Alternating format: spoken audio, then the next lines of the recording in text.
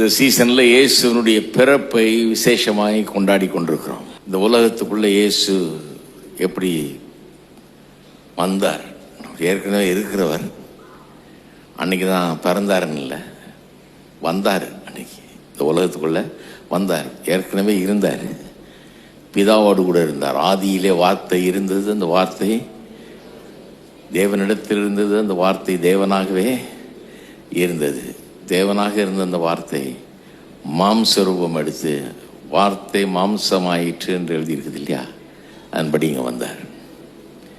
எதுக்கு வந்தார்ன்றதை மறந்துடவே கூடாது. கிறிஸ்மஸ் எல்லாத்தையும் மறக்க செய்கிற ஒரு பண்டிகை மாதிரி ஆயிடுச்சு. இப்போ அது எதுக்கு கிறிஸ்மஸ்ன்றதையே மறந்துட்டு எதுக்கோ கொண்டாடிட்டு இருக்கிறாங்க சிலர். நாம் என்ன பண்ணணும்? ஏன் இந்த பாடலெல்லாம் பாடுறோம்னா, கிறிஸ்மஸ் எதுக்குங்கிறத சதா நினைவுபடுத்திக்கிட்டே இருக்கணும். ஏன் பிறந்தார்? எதுக்கு வந்தார்? பாவம் போக்க வந்தார், சாபம் தீர்த்திட வந்தார் அவர்.